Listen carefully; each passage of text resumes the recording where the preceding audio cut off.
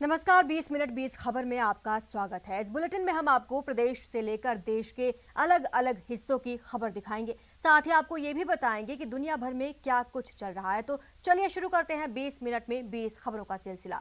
सबसे पहले खबर अपने प्रदेश राजस्थान की। अलवर जिले के खैरतल की नई अनाज मंडी में कपास बेचने के लिए किसानों की भीड़ लगनी शुरू हो गई है। इस बार मौसम की मार की वजह से कपास की पैदावार कम हुई है और रेट भी उस हिसाब से नहीं मिल पा रहा है जिसकी किसानों को उम्मीद थी। ऐसे में किसान इस बात से परेशान है कि अब की बार उनकी आमदनी पर बट्टा लग सकता है। कपास लेकर आया? कपास लेके आया। कितनी कपास लाया? 15 कुंटल। कैसे रेट मिल रहा है? अच्छे रेट है भैया। इस तरह से बारिश ज्यादा होने की वजह से इस बार मंडी में कपास कम आ रही है।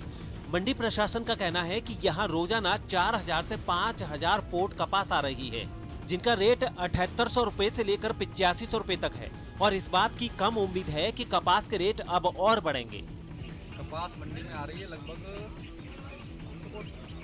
5 फुट का कीमत आ रही है मंडी में और कपास भाव नीचे 7500 रुपया, ऊपर में भाव 8600 रुपये तक है और इस बार थोड़ा माल कम आ रहा है। दीपावली की तैयारी के लिए देश भर के साथ साथ मरुद्रा के कुंभकार भी जोर शोर से दिए बनाने में लगे हुए हैं। यूँ तो पिछले महीने भर से ये लोग दिए बनाने का काम कर रहे थे, लेकिन जैसे जैसे दीपावली की तारीख नजदीक आ रही है, इनका काम बढ़ता ही जा रहा है। चाइनीज दीपकों की वैल्यू कम होने और वापस देसी के प्रति लोगों के प्रेम जागने की वजह से इस बार दौसा के कुंभकारों को उम्मीद है कि इस बार की दीपावली उनके घरों में भी थोड़ी बहुत रोशनी करके जाएगी। मिट्टी भी महंगी आ रही है, लकड़ियाँ भी महंगी आ रही है, तो इनको कहाँ से आएगा पैसा? मिट्टी का लिए सब चीज़ की महंगाई हो रही है, हर चीज़ महंगी है। आपको बता दें कि दौसा में बनने वाले दीपक दौसा के साथ साथ जयपुर, करौली, सवाई माधोपुर और अलवर के साथ साथ कई और जिलों में जाते हैं। कुंभकारों का कहना है कि बारिश की वजह से उनके काम में कई बार बाधाएं भी आई, लिहाजा इस बार मिट्टी के दिए महंगे बिक सकते हैं। अब स्वदेशी अपनाने लगे हैं और दीपकों का महत्व एक बार फिर बढ़ने लगा है। ऐसे में दीपक जरूर खरीदते हैं, चाहे इलेक्ट्रिक लाइट जरूर घर में आ जाए, लेकिन दीपक खरीदने का महत्व है और उसी महत्व को देखते हुए यहाँ पर दीपक बनाए जा रहे हैं। पाइप से निकल रहे इस पानी को देखकर कौन कहेगा कि ये पीने लायक है। पानी का रंग देखकर अगर आपका मन खट्टा हो जाए तो ये जानकर आप हैरान रह जाएंगे कि जितना गंदा इसका रंग है उससे कहीं ज्यादा इस पानी से बदबू भी आती है। ऐसे में जिस इलाके में इस तरह के पानी की सप्लाई होगी वहां के लोगों का बिफरना लाजमी है। दौसा के ईदगाह कॉलोनी के रहने वाले भी इस वजह से नाराज हैं और जलदाय विभाग के खिलाफ नारेबाजी कर रहे हैं। ईदगाह कॉलोनी के लोगों का कहना है कि इस कॉलोनी की सभी नालियां जाम हैं, जिसकी वजह से गली और रास्तों पर तो पानी भरा ही है, साथ ही पेयजल की सप्लाई वाली पाइपलाइन भी कई जगह से लीक है और उसी से गंदे नाले का पानी कॉलोनी के घर घर तक पहुंच रहा है। इन लोगों का कहना है कि अगर जलदाय विभाग ने जल्द इस समस्या का समाधान नहीं किया तो वो आंदोलन करेंगे। पानी ऐसा आ रहा है जैसे गटर का पानी छिड़ा हुआ आ रहा है, काला बसंत पानी आ रहा है। इस पानी को लिए आयन जयन को पिलाया जाए। इंदिरा गांधी शहरी क्रेडिट कार्ड योजना में झुंझुनू पूरे प्रदेश में सबसे बेहतर काम कर रहा है और इसके लिए मुख्यमंत्री अशोक गहलोत ने झुंझुनू जिला कलेक्टर और आयुक्त नगर परिषद अनीता खीचड़ को शाबाशी भी दी है। मुख्यमंत्री अशोक गहलोत वीडियो कॉन्फ्रेंसिंग के जरिए इंदिरा गांधी शहरी क्रेडिट कार्ड योजना की समीक्षा कर रहे थे। इसी दौरान उन्होंने झुंझुनू की तारीफ की। आपको बता दें कि पूरे प्रदेश में झुंझुनू में सबसे ज्यादा 14,000 आवेदन तैयार करवाए जा चुके हैं। झुंझुनू में इंदिरा गांधी शहरी क्रेडिट कार्ड योजना के लिए नगर परिषद आयुक्त ने एक प्लान तैयार किया था, जिसमें सभी पार्षदों और सभापति का सहयोग भी लिया गया। इस प्लान के तहत पोर्टल शुरू होने से पहले ही नगर परिषद आयुक्त ने 60 वार्ड पार्षदों के साथ मिलकर योजना के लिए आवेदन तैयार कराने का काम शुरू कर दिया था, जिसकी वजह से यहाँ अब तक 14,000 से ज्यादा आवेदन ऑफलाइन तैयार करा दिए गए हैं। इसको लेकर सीएम गहलोत ने सराहनीय पहल करने पर आयुक्त अनीता खीचड़ से बात की और उनको बेहतरीन कार्य के लिए शाबाशी भी दी। अब तक नगर परिषद द्वारा लगभग 1800 से ऊपर है वो ऑनलाइन आवेदन प्राप्त कर चुके हैं और उनको विभिन्न बैंकों में भिजवा दिया गया है। इस योजना के अंतर्गत उन गरीब लोगों को 50,000 का ऋण मिलेगा। और अब देख लेते हैं कुछ अन्य राज्यों की खबरें। कोविड वैक्सीनेशन के 100 करोड़ के पूरे होने के एक दिन बाद पीएम मोदी ने राष्ट्र को संबोधित किया। इस संबोधन के दौरान पीएम मोदी ने कहा कि 100 करोड़ वैक्सीनेशन डोज केवल एक आंकड़ा नहीं है, ये देश के सामर्थ्य का प्रतिबिंब भी है। इतिहास के नए अध्याय की रचना है। ये उस नए भारत की तस्वीर है जो कठिन लक्ष्य निर्धारित कर उन्हें हासिल करना जानता है। पीएम मोदी ने इस दौरान ये भी कहा कि आज कई लोग भारत के वैक्सीनेशन प्रोग्राम की तुलना दुनिया के दूसरे देशों से कर रहे हैं। भारत ने जिस तेजी से 100 करोड़ का आंकड़ा पार किया है, उसकी सराहना भी हो रही है। जब 100 साल की सबसे बड़ी महामारी आई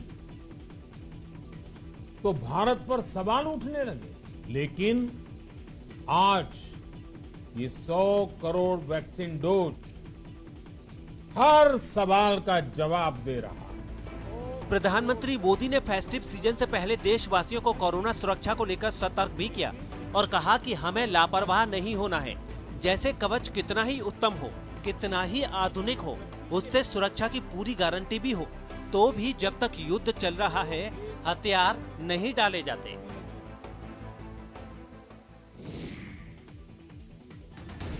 मुफ्त में खाना मिले तो फिर दुकानों पर यूं भीड़ लगेगी ही। इस दुकानदार ने भी जब मुफ्त में लोचा खिलाने का ऐलान किया तो यहाँ लोगों की भीड़ लग गई। दरअसल कोविड वैक्सीनेशन के 100 करोड़ डोज पूरे होने के मौके पर देश भर में जश्न मनाया जा रहा है और इसी कड़ी में सूरत के एक व्यापारी ने अपने 100 ग्राहकों को मुफ्त में लोचा खिलाया। आपको बता दें कि सूरत में लोचा काफी मशहूर है।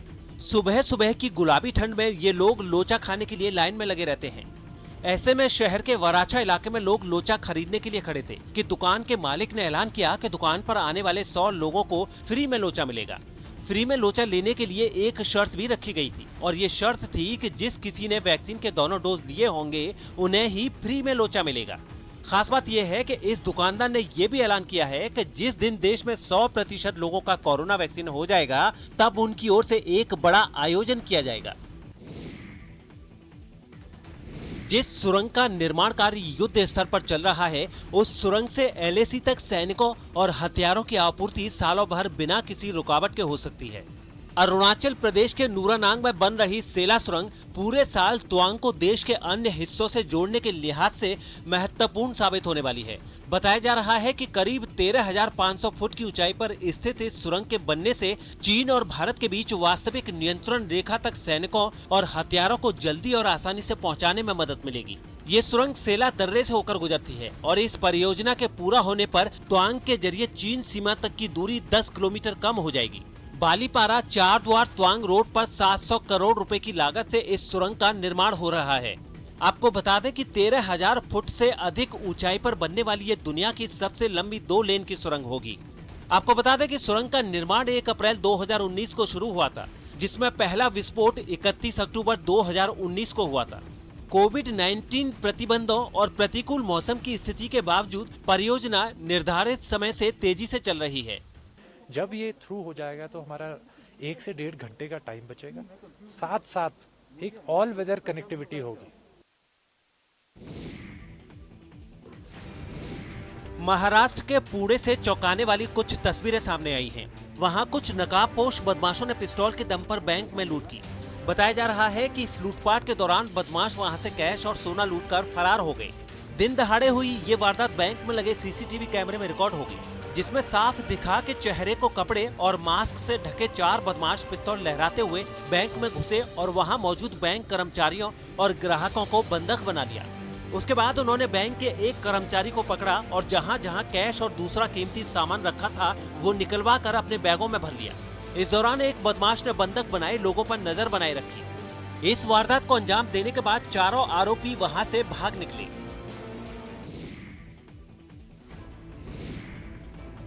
पंजाब के भटिंडा से कुछ खौफनाक तस्वीरें सामने आई हैं। वहां कुछ बदमाशों ने मामूली बात पर एक शख्स से मारपीट की और तो और उन लोगों पर यह भी आरोप है कि उन्होंने उस पर फायरिंग भी की। बताया जा रहा है कि इस हमले से पहले 2 पक्षों के लोगों के बीच किसी बात पर विवाद खड़ा हो गया था, जो इतना बढ़ गया कि बाद में बदमाशों ने दूसरे गुट के एक आदमी को घेर कर खूब पीटा। इस घटना की तस्वीरें वहां लगे सीसीटीवी कैमरे में कैद हो गई, जिनमें साफ दिखा कि 4 बदमाश एक कार से उतरे और उन्होंने उस आदमी को हॉकी स्टिक से मारना शुरू कर दिया। उसने वहां से भागने की कोशिश भी की, लेकिन वो लगातार हो रहे हमले की वजह से सड़क पर गिर गया। जब तक उस आदमी में हरकत बंद नहीं हुई, वो लोग उसे पीटते रहे। फिर चारों गाड़ी में बैठकर वहां से चले गए। लड़के सी आपस में किसी कारण लड़े है, बाकी पड़ताल की जा रही है। इस हमले की जानकारी मिलने पर पुलिस की टीम वहां पहुंची और इस मामले की तहकीकात में जुट गई।